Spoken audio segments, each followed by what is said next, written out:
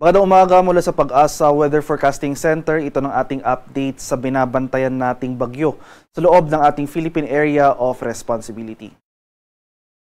At as of 5 AM today, ito yung ating latest na mga advisories para sa ating mga lokalidad. Sa ngayon, may thunderstorm advisory tayo nakataas sa ilang bahagi ng Greater Metro Manila area. Nakakaranas tayo sa kasalukuyan ng thunderstorms over some parts of Central Luzon at itong northern portion ng Metro Manila. Para sa karagdagang impormasyon, para sa mga advisories na ito ay maaaring bistahin ang official website ng panahon.gov.ph. Para naman sa ating latest satellite imagery, yung latest location natin para kay Bagyong Bising, kanina alas 4 ng umaga ay nasa layong 405 kilometers north-northwest ng Itbayat, Batanes. Ito ay may taglay na lakas ng hangin na malapit sa gitna na umaabot ng 130 km per hour at pagbugso na umaabot ng 180 km per hour. So isa itong typhoon at kasalukuyang gumagalaw northeastward sa bilis na 25 km per hour. So kahit na nasa loob ito ng ating PAR, ay malayo na ito sa ating kalupaan at wala nang direktang epekto sa namang bahagi ng ating bansa.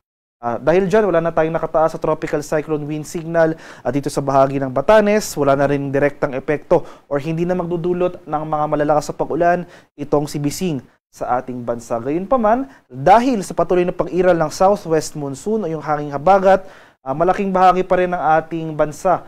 Particular na itong malaking bahagi ng Luzon at western sections ng Visayas at Mindanao, makakaranas tayo ngayong araw ng mataas na chance ng pag-ulan.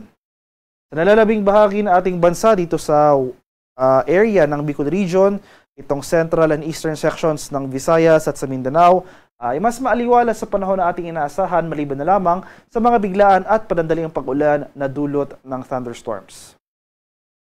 At ito naman yung ating latest forecast track and intensity para kay Typhoon Bising.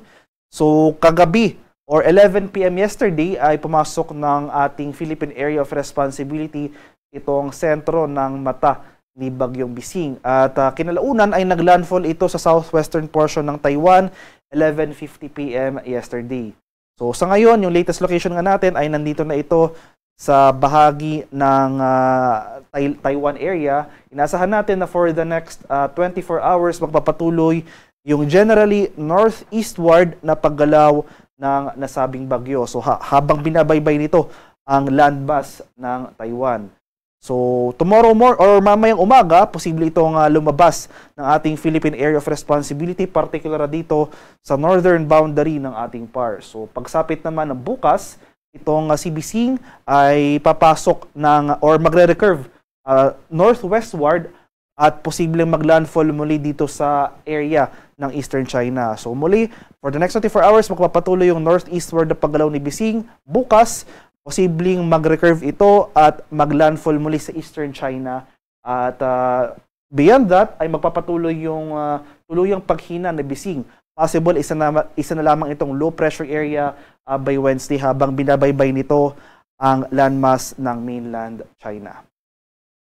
At sa ngayon, wala nga nakataas sa tropical cyclone wind signal sa namang bahagi ng ating bansa. Pero in terms naman of heavy rainfall, ay mga malalakas na pag-ulan, ay mas magiging concern natin sa mga susunod na araw ay yung patuloy na pag-iral ng ating southwest monsoon o yung hanging habagat. So yung latest weather advisory natin na issued as of 5 AM today, may nakataas pa rin tayo or inasan pa rin natin itong mga 50 to 100 mm sa pag-ulan dito sa malaking bahagi ng Ilocos Region. So itong area ng Ilocos Norte, Ilocos Sur, La Union at Pangasinan, nasan pa rin natin yung mga malalakas sa pag-ulan na dulot ng habagat. Pagsapit bukas, araw ng Martes, ay mababawasan na yung mga area sa makakaranas ng mga malalakas sa pag-ulan. So itong area na lamang Ilocos Norte, posible pa rin dyan yung mga 50 to 100 mm na pag-ulan. Kaya maghanda pa rin tayo at maging alerto sa mga banta ng pagbaha at pagbuho ng lupa dahil inasan pa rin natin itong western section ng Luzon ay tuloy-tuloy pa rin yung mga pag-ulan na ating mararanasan. At dahil naman sa pag-iral rin ng habagat, makakaranas rin tayo ng mga pagbugso ng hangin. So may severe winds tayong posibleng maranasan starting today dito sa areas ng Ilocos Region, Cagayan, Isabela, Aurora, Zambales, Bataan, Quezon, Occidental Mindoro, Masbate at sa Romblon. Bukas, magpapatuloy yung mga pagbugso ng hangin na dulot ng habagat sa Ilocos Region, Cagayan, Isabela, Aurora, Zambales, Bataan, Quezon, Masbate, Romblon, Occidental Mindoro at sa Palawan. Sa araw ng Miyerkules, may pagbugso ng hangin pa rin dito sa area ng Ilocos Region, Cagayan, Aurora, Zambales, Bataan, Quezon, Masbate, Romblon, Occidental Mindoro at sa Palawan. Kaya kahit na wala nga nakataas na wind signal sa malaking bahagi ng ating bansa, maghanda pa rin tayo sa mga posibleng pagbugso ng hangin over these areas for the next 3 days.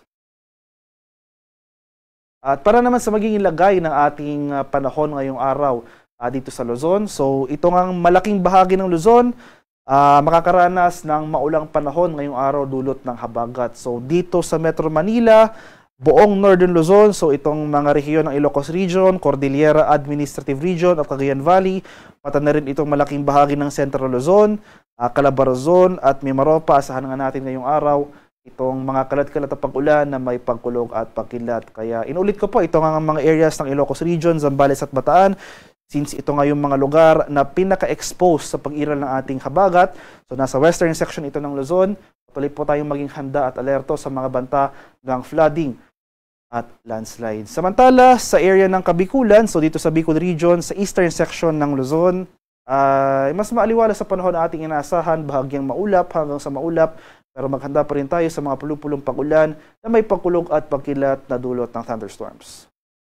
Sa bahagi naman ng Palawan, Visayas at sa Mindanao, itong area ng Palawan as well as itong Western Visayas, Negros Island Region, Zamboanga Peninsula at Barm, ay makakaranas tayo ngayong araw ng mga kaulapan at mataas sa tsansa ng pag-ulan. Dulot rin yan ng habagat. So muli mapapansin po natin western sections ng areas na ito. So ito po yung mga lugar na exposed sa pag-iral ng habagat, makakaranas ng mga tuloy-tuloy na pag-ulan ngayong araw. Kaya maghanda pa rin tayo sa mga banta ng flooding at landslides over this area. Samantala, sa nalalabing bahagi ng Visayas, Central and Eastern Visayas, as well as sa rest of Mindanao, itong bahagi ng Northern Mindanao, Caraga, Socsargen at Davao Region ay bahagyang maulap hanggang sa maulap na papawirin rin ang ating inaasahan. Pero mamayang hapon hanggang sa gabi, nandyan yung mga tataas na tsansa ng mga malalakas at panandaliang pag-ulan. Sa kalagayan naman nating karagatan, as of 5 AM today ay nag-issue na tayo ng final gale warning. So wala na tayong gale warning na nakataas sa anumang bahagi ng ating bansa. Dahil inaasahan nga natin yung patuloy na paggalaw palayo ni Bising sa ating bansa. So over extreme northern Luzon, sa mga susunod na oras ay bahagyang bababa na yung mga alon. Pero gayon pa man, iba yung pag-ingat pa rin sa ating mga kababayan na maglalayag dito sa seaboards ng northern Luzon. Dahil posible pa rin tayong makaranas dyan, nakatamtaman hanggang sa maalong karagatan. Haring araw sa Kaminilaan ay sisikat ng 5:32 ng umaga at lulubog naman mamaya sa ganap na 6:30 ng hapon.